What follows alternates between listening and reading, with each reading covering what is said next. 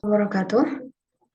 Saya Sofi Laila Zakiyah dari kelas 4E dengan NIM 12120300154 akan mempresentasikan tentang permasalahan pembelajaran bahasa Arab yang ada di MTS yang saya jadikan tempat observasi untuk mengetahui permasalahan apa saja sih yang ada di MTS tersebut. Oke, langsung saja. Di sini saya akan menjelaskan, pertama-tama akan menjelaskan tentang permasalahan. Apa sih permasalahan pembelajaran bahasa Arab? Nah, di sana disebutkan, permasalahan pembelajaran bahasa Arab adalah segala sesuatu yang dapat memperhambat kegiatan belajar mengajar, baik itu faktor dari dalam bahasa itu sendiri maupun faktor dari luar seperti kondisi guru dan peserta didiknya. Jadi di sini disebutkan bahwa permasalahan teman-teman pasti akan mengetahui permasalahan. Apa sih permasalahan? Nah, permasalahan itu adalah segala sesuatu yang menghambat. Menghambat bukan hanya saja pada pembelajaran bahasa Arab, tetapi pada pembelajaran bahasa-bahasa yang lainnya. Ataupun pada pembelajaran hidup juga ada yang namanya permasalahan. Tapi teman-teman semuanya, permasalahan itu berfungsi. Berfungsi agar apa? Agar kita mengetahui hal apa sih yang kurang dalam pembelajaran bahasa Arab itu sendiri gitu. Dengan adanya permasalahan ini, kita akan mengetahui kekurangan dan juga kita akan akan melaksanakan evaluasi setelah kita mengetahui permasalahan yang ada dalam pembelajaran bahasa Arab. Nah, di sini disebutkan bahwa permasalahan pembelajaran bahasa Arab adalah segala sesuatu yang dapat memperhambat, ya, memperhambat kegiatan belajar mengajar. Nah, baik itu faktor dari dalam bahasa itu sendiri atau bisa kita sebut bahwa itu faktor internal, ya. Faktor internal bahasa ataupun faktor dari luar seperti kondisi guru dan peserta didiknya. Jadi, ada dua faktor dalam permasalahan pembelajaran.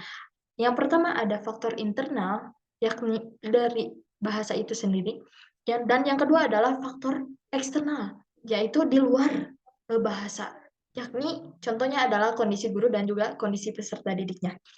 Itu ya teman-teman. Selanjutnya, kita akan menjelaskan tentang problematika linguistik dan non-linguistik. Jadi tadi disebutkan bahwa permasalahan pembelajaran ada dua faktor. Yang pertama faktor internal dan juga faktor eksternal. Nah, faktor internal dan faktor eksternal, problematika linguistik dan non-linguistik. Problematika linguistik itu faktor internalnya dan problematika non-linguistik itu adalah faktor eksternalnya. Nah, di sini akan menjelaskan tentang problematika linguistik. Problematika linguistik. Yang pertama adalah problematika aswat Arabiyah. Nah, problematika aswat Arabiyah. Nah, permasalahan atau problematika aswat merupakan permasalahan yang didapati dari segi bunyinya. Dari segi bunyi. Bunyi itu adalah fonologi. Nah, fonologi ini termasuk salah satu permasalahan pembelajaran bahasa Arab karena bunyi yang ada di dalam bahasa Arab itu memiliki kesamaan dan juga kedekatan, tetapi punya karakteristik yang berbeda-beda. Itu karena kita mengetahui bahwa bahasa Arab itu adalah bahasa asing yang mempunyai karakteristik dan juga sifat yang berbeda-beda. Jadi dalam aswatnya, dalam bunyinya kita sering melakukan kesalahan. Contohnya kita kan itu contohnya. Selanjutnya tentang problematika bahasa Arab dari banyaknya sibel.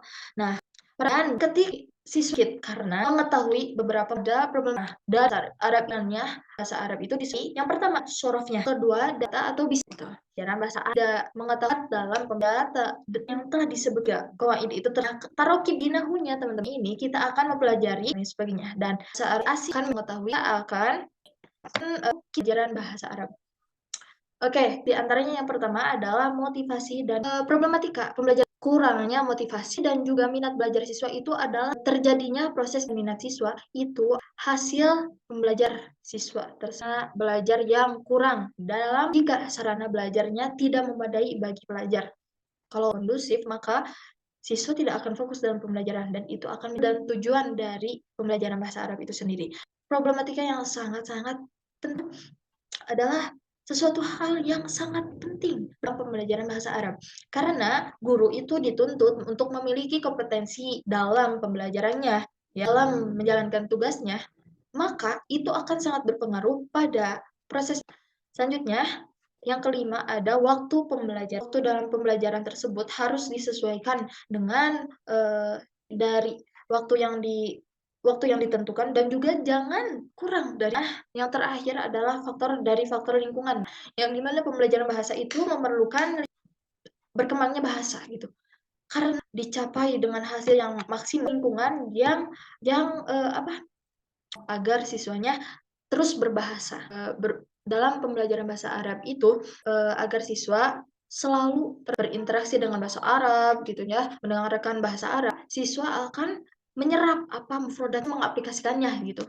Dengan lingkungan menjelaskan tentang pertama pada dasar yuridis dan yang kedua pada dasar teoritis. Dasar yuridis yang 183 yang dimana KM 183 itu mencakup semua pembelajaran tentang agama Islam gitu ya, ada PAI, ada Quran, hadis. Dalam hasil observasi ini disebutkan bahwa pembelajaran bahasa Arab semuanya udah sesuai dengan KM 183. Dan yang kedua, teoritis ini yang saya pakai adalah teori Richard atau teori skill mengacu pada kemampuan untuk menggunakan bahasa dalam situasi cara mendengarkan, membaca, dan juga menulis. Dan teori ini menekankan pentingnya pengembangan.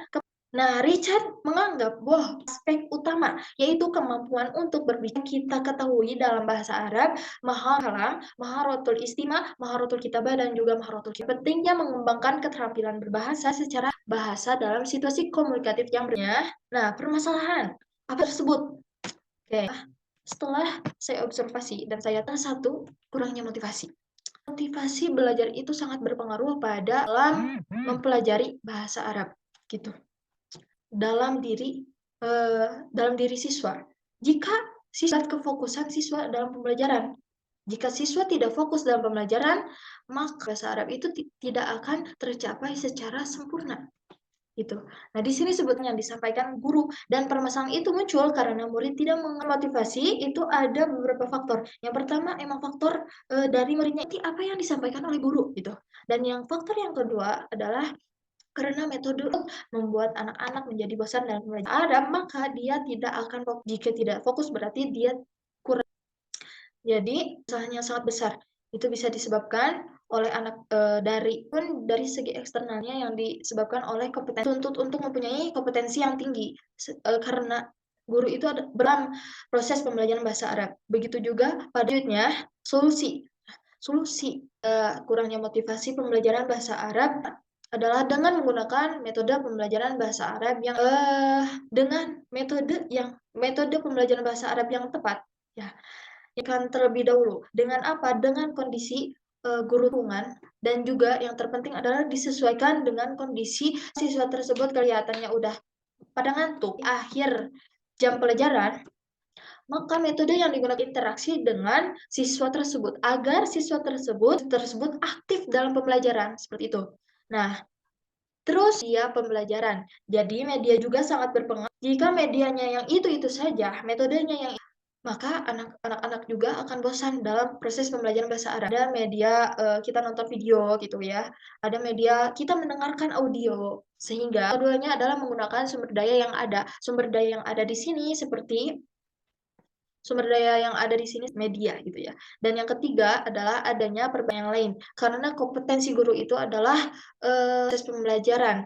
Karena dengan kompetensi guru itu sangat berpengaruh pada hasil pembelajaran dan juga kita sebagai calon guru kita harus mempersiapkan kompetensi, kita harus memenuhinya, kita harus melaksanakan. Oke, selanjutnya. Nah, selanjutnya mungkin banyak kesalahan dan saya ucapkan terima kasih sebanyak-banyaknya. Sangat kurang, jadi mohon maaf bila ada sesuatu pengucapan ataupun salah dalam penyampaian. Sekian, Assalamualaikum warahmatullahi wabarakatuh.